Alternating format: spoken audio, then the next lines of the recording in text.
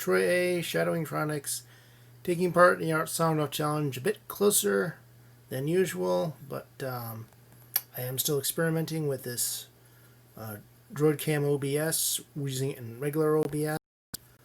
So I'm trying something a little different today.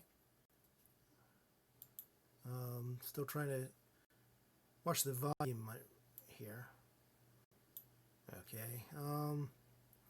So let's see. Can I do this while I'm recording? Oh, this guy went back down. That's why. Okay. Hang on. Let's go to 300 because I got so close. Okay. So let's see if that does. Thing is, I can't really hear it right now because I don't want to go running through the speakers. I'm picked up with the microphone and then mess everything up. I thought there was supposed to be a thing you were supposed to be able to get into to on the camera I want. Must be some kind of remote on here someplace. Does this button do anything? Not do anything? Not do anything? Just do anything? Just do anything? Just annoying my people watching this? That was my grid. Okay.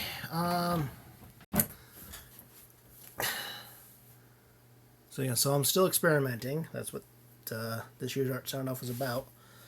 So, let's see. What we'll talk about. All right. I was watching "Won't You Be My Neighbor," which is about Mr. Rogers' Neighborhood. It's a biography on Fred Rogers, and one of the things they brought up was, you always hear those news stories about the kid who put on a. Okay, so he still drops the camera after a moment. See, I still gotta figure out how to use this thing. See, I can't really show you, no way for me to show you, but right now, there's no picture on my screen here. Well, you're seeing a picture, and there's a picture on my computer. And if I just tap it, then the picture will come up for maybe a minute or two.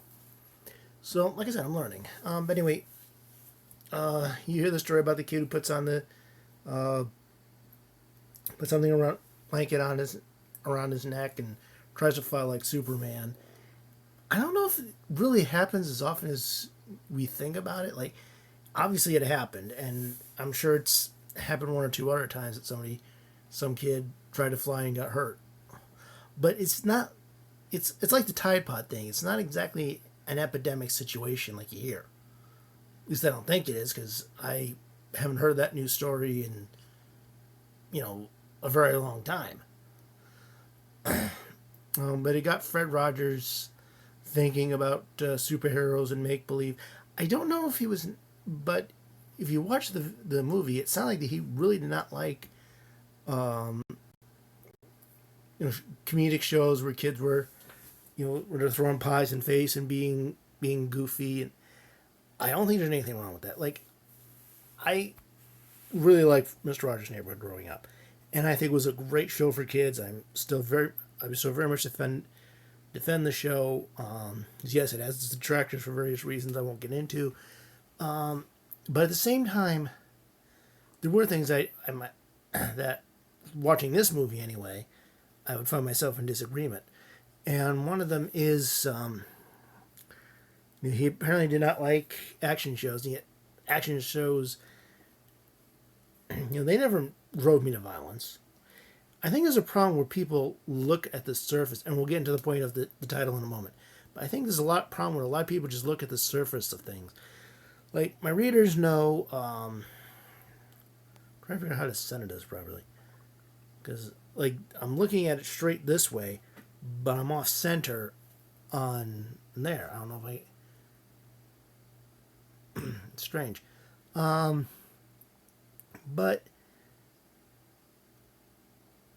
I hate when those words come out. Yeah, people just look on the surface of things. When it comes to comics, I think Frederick Wertham is a great example of that.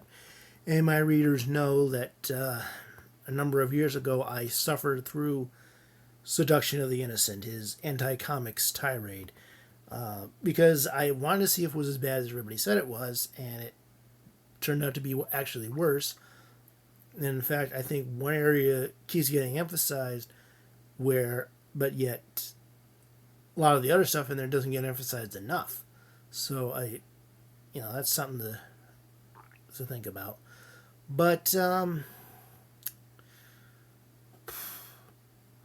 people look on the surface of things, and I think Fred Rogers, at least according to this documentary, may have looked into the surface too much on superheroes. I remember he did a week of shows about superheroes. I don't remember if that's the one where he visited the set of the Incredible Hulk or not. That may have been another one, but I don't think it's kind of related to the tirade you've got now today. Some people are against superheroes.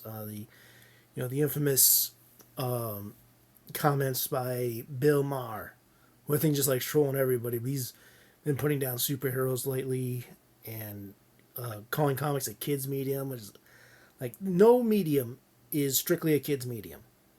Not animation, not comics, not video games. To write it off as a kids medium, first off, it's insulting because you're saying that you can't make good content there because that's what people think kids shows are, not good content.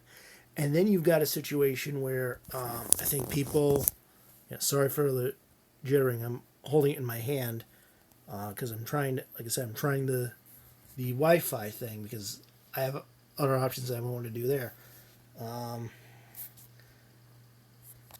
So I do apologize for the visual jittering, but these are supposed to be audio podcasts, and hopefully this is not messing with the audio too much. If it is, I apologize. But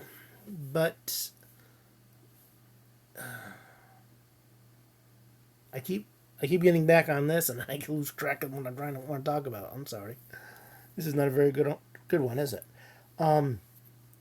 People look at the surface of the thing, and I don't think people really understand superheroes.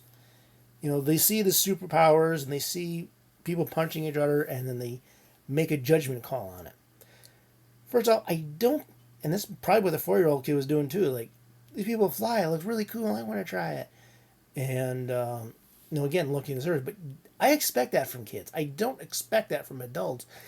And yet that seems to be our go-to on everything. And I could really derail this conversation off that angle, but I won't.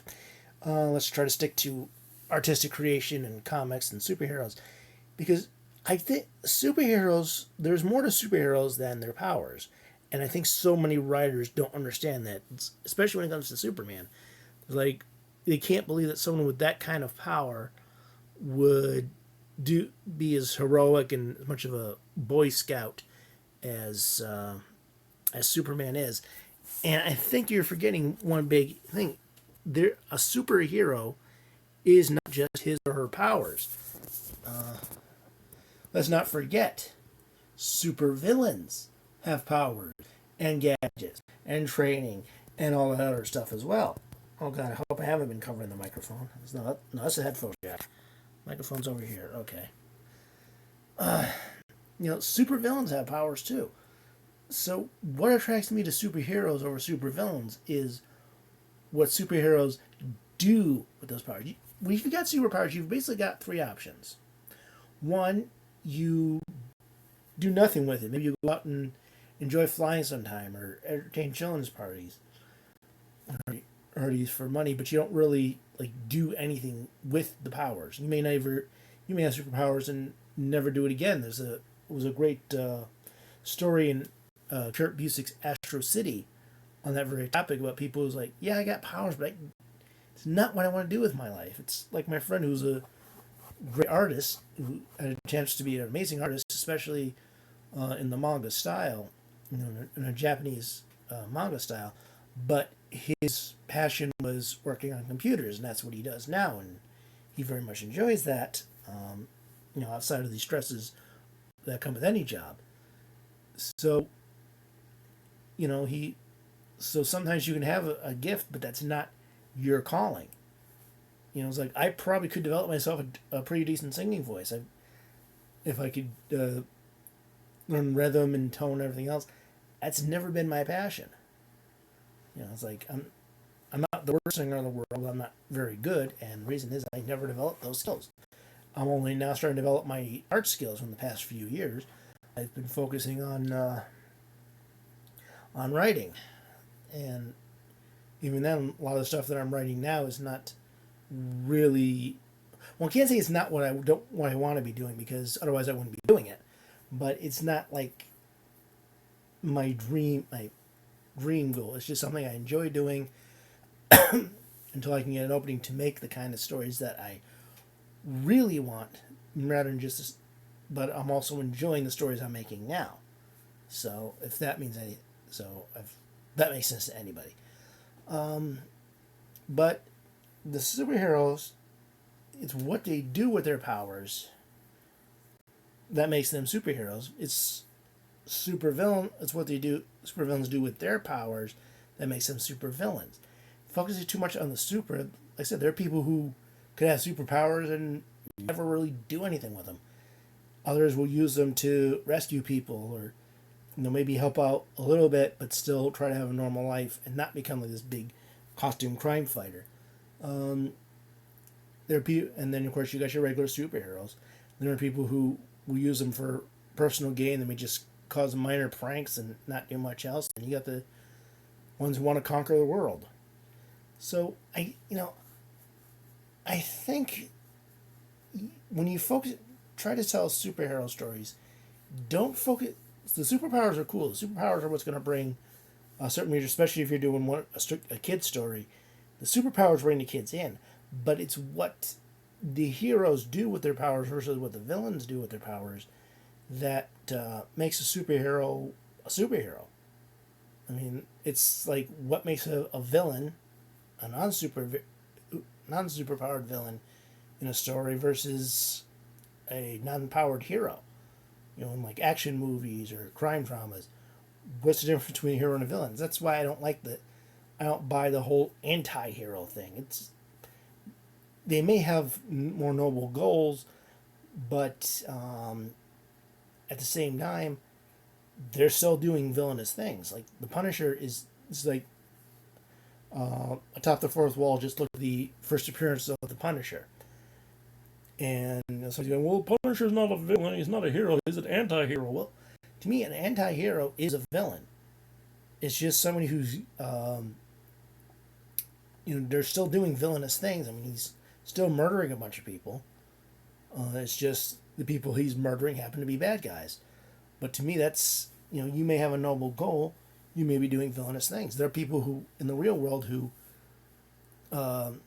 do good things for the wrong reasons and wrong things for good reasons. That's just basically life. But that doesn't make them a hero. The hero isn't what your goal is or how you do it. It's what you do, and to me that makes someone a hero or a villain. And that's why I don't buy the anti-hero thing. That's why I don't, when I look at a service thing, like, yeah, powers are cool, but what drew me to the heroes was that they were using it to help people and make the world a better place. And the villains were not. The anti-heroes think they are, but I don't think, but really I can't say for certain that, cannot really say that they are, because their methods are just not right. So, if you're going to do a supervillain story, remember, what makes the super is awesome, but it's what they do that makes them a hero or a villain. Because you can have heroes and villains without the super. And you technically, like I said in that Astro City story, you can have super without being a hero or a villain, just an average person living your life. But it's watching somebody using their powers to fight evil and protect the world and save lives and rescue cats from trees and all other stuff. That's what always drew me to the superhero. And so I think superheroes can be very inspirational, and I hope at some point Fred Rogers did see that in a superhero, and not just saw the kid who tried to imitate the super, and instead trying to remind people to imitate the hero. because you don't want to see them imitate the villain. But I hope I made my case there, and I hope this wasn't too annoying for you as I continue to experiment with various options. So if you want to hear what other people are saying in this year's Art Soundoff Challenge, go to Twitter, look for the hashtag Art Soundoff, and click on latest so that you're getting the latest posts from our participants. And if you want to join us, go to artsoundoff.com or leantoart.com/artsoundoff and check that out. And you can check out my articles, which is less experimenting and more me just trying to figure things out and promote cool things and find ideas that I can, or videos or shows or whatever that I can showcase you guys. And that's all at bwspotlight.com. So, we'll see how this experiment goes tomorrow. And until then, I wish you all happy creating.